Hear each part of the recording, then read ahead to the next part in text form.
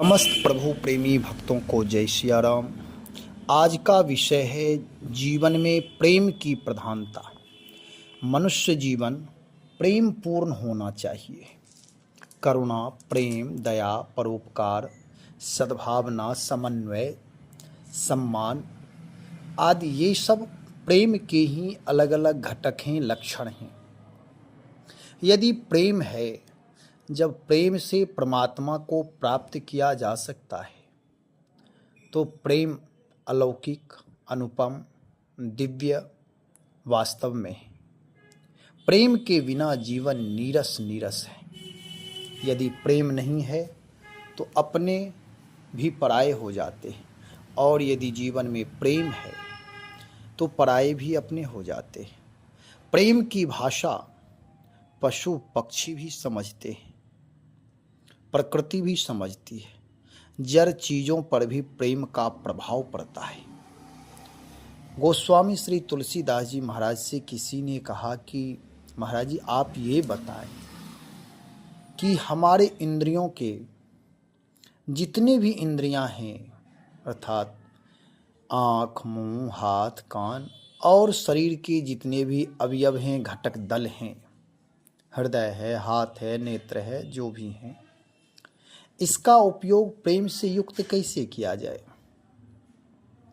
प्रेम से युक्त जीवन कैसे बनाया जाए? गोस्वामी जी ने कहा कि पूर्ण ब्रह्म परमात्मा से प्रेम जोड़ लो, प्रेम करो। भगवान शिव कहते हैं, प्रेम ते प्रकट हो ही मैं जाना। भगवान प्रेम से प्रकट होते हैं, ऐसा मैं जानता हूँ, मैं मानता हूँ। भगवान शिव का यह वचन है। ते प्रेम ते प्रकट, वह प्रेम कैसे उत्पन्न होगा? तो भगवान से जब जुड़ेंगे, किसी भी कार्य को जब प्रारंभ करते हैं, उसके बाद ही वह कार्य पूर्ण होने की संभावना रहती है। यदि केवल सोचते रहेंगे कि यह कार्य करें अथवा ना करें, कैसे पूर्ण होगा, तो फिर सोचते सोचते जीवन बीत जाता है। इसलिए किसी भी कार्य को प्रारंभ करें, हाँ, प्रारंभ करने से पहले विवेक का, बुद्धि का सहारा ले कि सही ढंग से प्रारंभ किया जाए, सिस्टम से, नियमित रूप से प्रारंभ किया जाए। जिसकी जो विधा है, जो विधि है करने की, जो शैली है, कार्यशैली होनी चाहिए। जब कार्य प्रारंभ करें तो उसे लगन से, ठीक से पूर्ण करना चाहिए। तो फिर प्रेम हृदय में प्रकट कैसे होगा? तो गोस्वामी जी महाराज कहते हैं, भगवान से जुड़ने पर, भगवान नाम जप करने से, जब भगवान से जुड़ेंगे, भगवान नाम का जब जप करेंगे, आवत हृदय स्नेह विशेख, विशेष स्नेह, वह प्रेम रस कभी सूखेगा नहीं। वह अमृत है, वह प्रेम तत्व हमेशा बना रहेगा। और जब भगवान से हम प्रेम करना सीख लेंगे, अथवा हृदय में प्रेम जब उद्घाटित हो जाएगा, तो हमारी आपकी दृष्टि, हमारा आपका व्यवहार, हमारी आपकी भाषा, जीवन की सारी गतिविधि प्रेम से युक्त होगा। और उसका लाभ यह प्राप्त होगा कि जड़ चेतन जग जीव जत जितने जो भी हैं, वे सब प्रेम के वश में हैं। प्रेम से वह सकारात्मक एनर्जी का संचार होता है। गोस्वामी जी कहते हैं, हृदय में प्रेम होना चाहिए, नेत्र में प्रेम होना चाहिए, और यदि नहीं है तो वह जीवन व्यर्थ है। रोम रोम प्रेम से, प्रेम से, करुणा से भर जाए।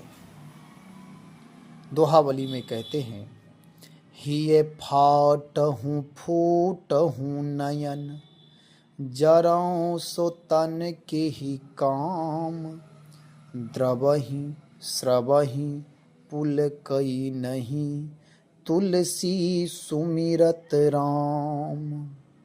श्री तुलसीदास जी महाराज कहते हैं कि श्री राम का स्मरण करके जो हृदय पिघल नहीं जाते, वे हृदय फट जाए। जिन आँखों से प्रेम के आंसू नहीं बहते, वे आँखें फूट जाए। और जिस शरीर में रोमांच नहीं होता, वह जल जाए। अर्थात ऐसे निकम्बे, अंग किस काम के। गोस्वामी श्री तुलसीदास जी महाराज का कहना है कि भगवान श्री राम का स्मरण यानी परमात्मा के प्रति कृतज्ञ भाव।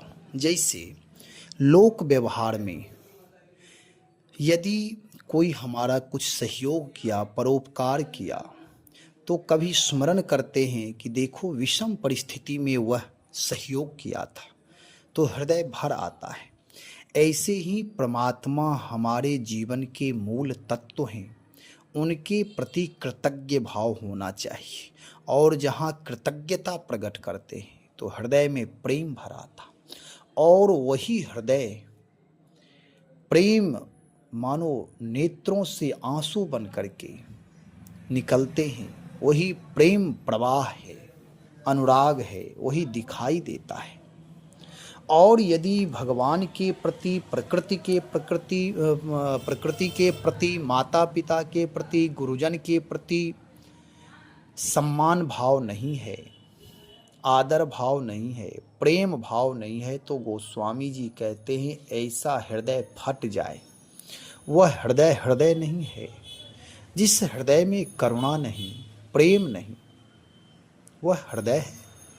उस हृदय का कोई मूल्य अध्यात्म मार्ग में नहीं है। इसलिए हृदय में करुणा हो, प्रेम हो, अनुराग हो, अपनापन हो, सबके प्रति आदर भाव हो। और जिन आँखों से प्रेम के आंसू नहीं बहते, जब हृदय में प्रेम होगा वही प्रेम अश्रुपात होते, वही आँखों के माध्यम से प्रेम लक्षित होते हैं, दिखाई देते हैं। जैसे हृदय में प्रेम भरता है, हृदय रसाद्र हो जाता है, रस से युक्त हो जाता है, वही नेत्र से, ये प्रकृति का नियम है, नेत्र से प्रवाहित होते हैं। प्रेम बहुत ही सरस है। और कहते हैं जिस शरीर में रोमांच नहीं होता वह जल जाए। जब हम आप प्रेम से, आह्लाद से भरते हैं, आनंद से भरते हैं, तो रोमांच होता है। शरीर के रोए रोए कृतज्ञता प्रकट करते हैं। यदि प्रभु से, जो परम पिता परमात्मा हैं, जिन्होंने जीवन दिया, जिन्होंने मेरे जीवन का निर्माण किया, जिन्होंने उत्तम माता पिता दिया, जिन्होंने उत्तम कुल परिवार दिया, जिन्होंने स्वस्थ शरीर दिया, उस परम पिता के प्रति कृतज्ञ भाव ना हो, जिस शरीर से हम आप कह सकते हैं कि यह शरीर तो क्षितिजल पावक गगन समीरा से बना हुआ, लेकिन परमात्मा की आज्ञा के बिना एक तृण का भी नहीं हिल सकता। तृणका में भी कोई समर्थ नहीं, और उस पर्वत में भी कोई समर्थ नहीं है, उस पृथ्वी में, उस आकाश में कोई समर्थ नहीं है कि वह शरीर निर्माण कर दे। मूल रूप से, तत्व रूप में हर जगह परम पिता परमात्मा ही अलग अलग रूपों में है। तो उस परम पिता के प्रति रोम रोम यदि कृतज्ञ नहीं हुआ, यानी प्रेम के ही एक एक लक्षण है। जब हृदय में प्रेम होता, नेत्र में अश्रुपात होते हैं, तो शरीर स्वतः ही उसे प्रकट करता है, दिखाई देता। हमारे चेहरे, हमारे भाव प्रकट होते हैं। जब हम आप क्रोध में होते हैं, हृदय में क्रोध होता, मन में क्रोध होता, नेत्र में लाली आ जाती। नेत्र की व्यवस्था बताती है कि व्यक्ति अभी क्रोधित है, वह क्रोध प्रकट होता है। उसके बाद शरीर भी कंपन होने लगता, वह भी प्रहार करने के लिए चाहता है, तो वह क्रोध का लक्षण है। ऐसे ही प्रेम का भी लक्षण है। जब हृदय में प्रेम आता है तो अश्रुपात होते हैं, रोम रोम पुलकित होते हैं। और यदि कोई अपना प्रेमी है, माता पिता हैं, तो उनके चरणों में मस्तक झुक जाता है। कोई अपने हैं, मित्र हैं, तो हृदय से लगाने की भावना उमड़ पड़ती है। तो यह प्रेम का लक्षण है। प्रेम से बढ़कर पृथ्वी पर कुछ है नहीं। गोस्वामी जी महाराज कहते हैं, यदि व्यक्ति के जीवन में, मनुष्य के जीवन में प्रेम नहीं है, तो वह मानो ना उसका लोक सिद्ध होगा, ना परलोक ही सिद्ध होगा। मानो वह मुर्दे की तरह है, उसका जीवन दो कौड़ी का है, मूल्यहीन है। हाँ, समझना यह है कि प्रेम प्रेम के नाम पर वर्तमान समय में आसक्ति भी हो गई है। प्रेम निरासक्त होता है, प्रेम बिना मांग का है, प्रेम में शिकायतें नहीं होती है, किसी प्रकार लालच नहीं होती। और संसार में जो प्रेम है, यदि वास्तव में हम निष्काम भाव से प्रेम करते हैं, सहज वृत्ति, यदि जैसे परमहंस महापुरुष होते हैं, विरक्त महापुरुष होते हैं, वह सम्यक दृष्टि से, सम दृष्टि से सबके प्रति प्रेम भाव रखते हैं। व्यवहार के दृष्टि में भी प्रेम भाव होता है। आसक्ति के भाव से, मोह के भाव से उनका प्रेम नहीं होता। जो मोहासक्त होते हैं वह प्रेमी नहीं हो सकते, वे तो अंधकार में हैं। प्रेमी तो पूर्ण प्रकाश पुंज होता है, विवेकशील होता है, बुद्धिमान होता है। उनका हृदय, उनका प्रेम बड़ा होता है, विराट होता है। इसलिए मोहासक्त व्यक्ति भी अपने आप को प्रेमी मानते हैं, ऐसा नहीं हो सकता। अंधकार में व्यक्ति प्रेम कर ही नहीं सकता। अंधकार मतलब विषय वासना से युक्त हो, राग द्वेष से युक्त हो, छल कपट से युक्त, ये व्यक्ति प्रेमी कैसे हो सकता? प्रेमी तो वह हृदय निर्मल की पहचान है। प्रेम प्रकट जब होता है तो उसकी अपनी पहचान अलग होती है। उस प्रेम में सुगंधी होती है, अमृत तत्व होता है, वह शुभ होता है, सबके ऊपर प्रभाव डालता है। और मोह किसी एक व्यक्ति से होता है, वह एक व्यक्ति को प्रभावित करता है। लेकिन प्रेम जड़ चेतन जो भी प्राणी मात्र के प्रति यदि शुभ संकल्प से एक बार मंगल कामना कर दिया जाए, प्रेम भाव प्रकट कर दिया जाए, तो जड़ चेतन जितने हैं वह सब उस प्रभाव में आ जाते। प्रेम का दायरा बहुत विराट होता, क्षेत्र बहुत विराट होता, और मोह का, आसक्ति का क्षेत्र बहुत छोटा होता है। किसी एक व्यक्ति के पीछे जो अपना जीवन बर्बाद कर लिया वह मोहासक्त होता है, वह प्रेमी नहीं हो सकता। चाहे वह पत्नी हो, पुत्र हो, मित्र हो, सखा हो, पड़ोसी हो, किसी एक में मोहासक्त हो गया है तो उस मनुष्य की यह कमजोरी होती है। और कमजोरी कभी स्वस्थ काम करने नहीं दे सकता, स्वस्थ क्रांति उसके जीवन में घटित नहीं हो सकती। और वह अंधा स्वयं होता है, उसके लिए सारे सृष्टि अंधकार में होते हैं। उसे लोक में यश अपयश पता नहीं चलता है, उसे कुछ दिखाई ही नहीं देता कौन क्या बोल रहा है। चाहे उसका जीवन बर्बाद हो जाए, अपयश का पात्र बन जाए, वह पूरे जीवन को, पूरे राष्ट्र को भी दांव पर लगा सकता है, पूरे अपने साम्राज्य को भी वह दांव पर लगा देता है। लोक निंदा लोग करते रहेंगे, बुद्ध प्रबुद्ध लोग समझाते रहेंगे, लेकिन उसके जीवन में बदलाव नहीं हो सकता, क्योंकि मोहासक्त है, विवेकहीन है, वह बुद्धिहीन है, जड़ बुद्धि, बैल बुद्धि का है। वह वैशाख नंदन है, जिसे गधा कह सकते, खड़ की तरह है वह। उसे लगता है कि मैं जो कर रहा हूं वह ठीक है, इसलिए ऐसे लोग प्रेमी नहीं हो सकते। उसके अंदर प्रेम नहीं है, केवल स्वार्थ है, अविवेक है, वह राग द्वेष से घिरा हुआ है, मोहासक्त है, वह बंधन मुक्त नहीं हो सकता। और प्रेम, करुणा, अनुराग जिसे भक्ति में कहा जाता है, वह बंधन मुक्त होता है, बंधन युक्त नहीं होता, बंधन मुक्त। और मोहासक्त व्यक्ति बंधन युक्त होता है, इसलिए उसके जीवन में भक्ति की भी प्रधानता नहीं हो। यदि वह भक्ति कर भी रहा है तो भक्ति केवल एक औपचारिकता है, उसकी भक्ति बलवती नहीं होती है। वह उस बच्चे की तरह है, जैसे बच्चे यदि बचपन में जिस तरह दौड़ने का प्रयास करता है, उससे पहले वह घुटने का बल चलना शुरू कर, घुटने के बल चलता है, फिर वह गिरता है, उठता है, प्रयास करता है। एक समय ऐसा होता है कि वह दौड़ने लगता है, फिर उसके पांव मजबूत, कमर मजबूत हो जाते हैं, फिर उसके जीवन का बैलेंस बन जाता है, संतुलन जीवन में आ जाता है, फिर वह छलांग लगा सकता है, अपने कमर को मजबूत कर लेता है, फिर उसे किसी का सहारा नहीं चाहिए, फिर वह दौड़ने लगता है।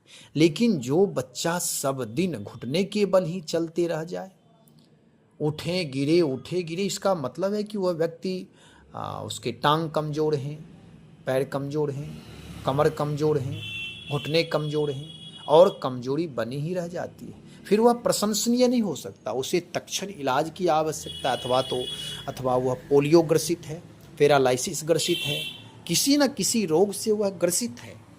ऐसे ही मोहासक्त व्यक्ति जो मोह में जीता है वह बीमार अवस्था में जीता है। वह भक्ति केवल औपचारिकता करता है।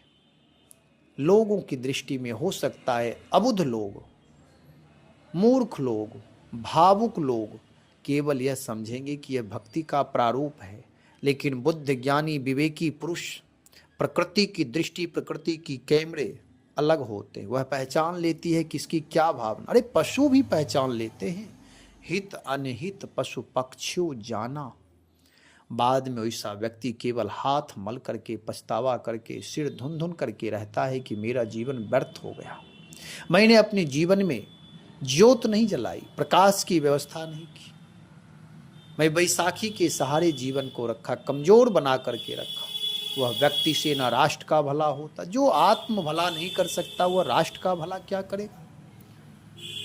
वह समाज के लिए कलंक होता है। परमात्मा भी उसके लिए उसे धिक्कारता, प्रकृति भी धिक्कारती है, क्योंकि उसके अंदर विवेक का जन्म नहीं हुआ, ज्ञान प्रकाश पुंज लेकर के सूर्योदय नहीं हुआ, ज्ञान रूपी सूर्य का अभ्युदय नहीं हुआ।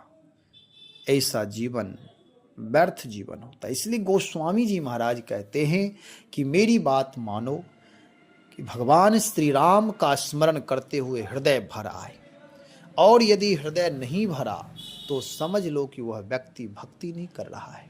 वह व्यक्ति केवल उसका हृदय बना हुआ है शरीर के लिए, जो शरीर एक दिन जल जाएगा, जिसका कोई मूल्य नहीं रह जाएगा। इस शरीर का जो निशानी कहा गया है, जो बड़े भाग मानुष तन पावा कहा गया है, उस शरीर का वह दिव्य लाभ प्राप्त नहीं कर पा रहा है, वह वंचित रह जाएगा इससे। तो ऐसा जीवन व्यर्थ है। और यदि नेत्रों में अश्रु नहीं आए, नेत्र भरे नहीं, तो भी उसके वह नेत्र व्यर्थ हैं, मानो कि अंधे की तरह है, मोहांध वह मोहांध, विवेकहीन है, जड़ है वह। ऐसे लोग निंदनीय होते हैं। गोस्वामी तुलसीदास जी महाराज का कहना है कि ऐसे निकम्मे अंग किस काम के, नेत्र में प्रेम नहीं हो, नेत्र शुद्ध नहीं हो, नेत्र दिव्य नहीं हो, तो फिर ऐसा नेत्र किस काम का। और वह हृदय भी किस काम का है, जिस हृदय में मैत्री भाव नहीं हो, जिस हृदय में करुणा नहीं, प्रेम नहीं, आस्था नहीं, श्रद्धा विश्वास नहीं, अनुराग नहीं, कल्याणकारी मांगलिक भावना नहीं, आदर सम्मान का भाव नहीं, वह हृदय भी व्यर्थ है। और वह शरीर भी व्यर्थ है, जिस शरीर से कृतज्ञता प्रकट नहीं कर सकते, परोपकार नहीं कर सकते, वह शरीर भी एक दिन व्यर्थ हो जाएगा। यह दिव्य जीवन, परम जीवन, प्रभु प्रसाद से जो जीवन प्राप्त हुआ था, बड़े भाग मानुष तन पावा, सुर दुर्लभ सब ग्रंथ ही गावा। भगवान की हेतु की कृपा से कभू करुणा कर नर देही, जो करुणा कर परमात्मा है, वह करुणा करके वह शरीर मनुष्य तन दिए, लेकिन उसका मैंने सदुपयोग नहीं किया, जीवन व्यर्थ हो गया। एक दिन यह जल जाएंगे, खाक हो जाएंगे, एक मुट्ठी राख में तब्दील हो जाएंगे, इनका कोई मूल्य नहीं हो जाए। जो विवेकी प्राणी है वह इसी शरीर से राष्ट्र की सेवा, समाज की सेवा, परमात्मा की सेवा, प्रकृति की सेवा, दरिद्र नारायण की सेवा, सब सेवा करते हैं, लेकिन प्रभु की कृपा से करते, प्रभु इच्छा से करते, क्योंकि उनके अंदर विवेक का अभ्युदय हुआ, ज्ञान का अभ्युदय, संकीर्णता रूपी जो अंधकार है वह दूर हो गई, विराट का सूर्योदय हो गया है। अब उन्हें सब कुछ दिखाई दे रहा है, दिव्य दृष्टि प्राप्त हो गई है। तो हमारा आपका जीवन भी मांगलिक जीवन हो, और वह जीवन दिव्य जीवन हो। हर क्षण हर पल प्रभु का स्मरण करें।